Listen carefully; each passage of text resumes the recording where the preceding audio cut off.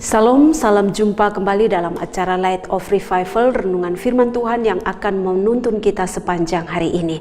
Mari kita membuka Alkitab kita dari kitab Nehemia pasal 2 ayat 13. Demikian pada malam hari aku keluar melalui pintu gerbang lebak, ke jurusan mata air ular naga dan pintu gerbang sampah. Aku menyelidiki dengan saksama tembok-tembok Yerusalem yang telah terbongkar dan pintu-pintu gerbangnya yang habis dimakan api. Tekad dan strategi. Saudara-saudara yang dikasihi Tuhan Yesus Kristus, sebuah tekad yang benar, sebuah tekad yang tepat tidak akan terwujud kalau tidak ada strategi yang tepat dan benar juga.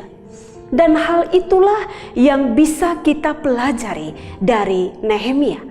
Ayat ini mengisahkan bahwa Nehemia pada waktu itu dia mempunyai hati yang bertekad untuk membangun kota Yerusalem, untuk mendirikan kembali tembok-tembok Yerusalem yang sudah roboh, yang sudah hancur. Dan untuk mewujudkan tekadnya itu, ia harus mempunyai strategi yang tepat. Oleh karenanya, dia menyusun rencana dan dia bertindak dalam waktu yang tepat untuk mensurvei atau menyelidiki dengan saksama tentang hal-hal apa yang harus dia persiapkan untuk mewujudkan apa yang menjadi tekadnya. Di dalam penelitiannya itu, di dalam surveinya itu, dia lakukan dengan tujuan supaya dia mengerti akan 3 hal. Yang pertama adalah supaya dia mengerti dari bagian mana dia harus mulai mengerjakan pembangunan itu.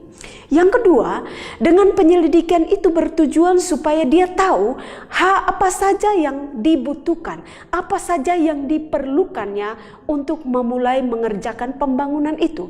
Dan yang ketiga, penyelidikan itu dilakukan supaya dia mengerti bagaimana dia harus memulai pekerjaan itu.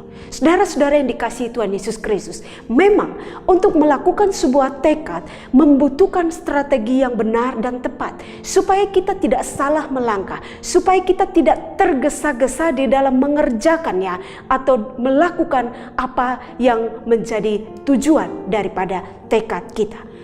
Hal yang sama juga senada dengan yang diajarkan oleh Tuhan Yesus di dalam Injil Lukas pasal 14 ayat 28 sampai ayatnya yang ke-30 terkait dengan bagaimana seseorang hendak mendirikan menara. Bahwa dia harus punya rancangan yang benar. Dia harus memikirkan tentang anggaran biaya yang ada. Harus memikirkan strategi tahap-tahap pengerjaan menara itu. Supaya apa? Ketika pekerjaan itu berjalan dan dia mendapatkan kendala, dia tidak menjadi tontonan atau olok-olokan orang.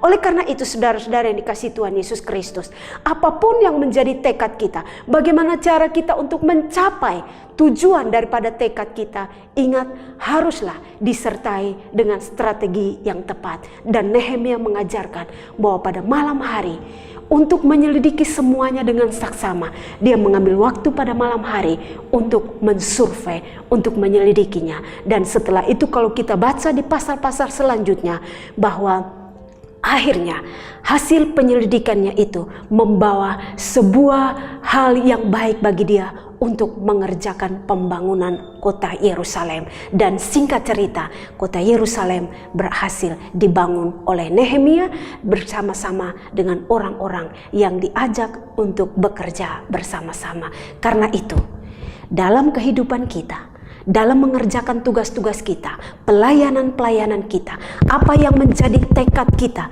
untuk melakukan semuanya itu, sertailah juga dengan strategi yang tepat. Dan untuk mendapatkan strategi yang tepat, berdoalah, minta hikmat, minta pimpinan Tuhan, supaya strategi kita itu benar-benar seturut atau sesuai dengan rencana dan kehendak Tuhan juga bagi kita semua.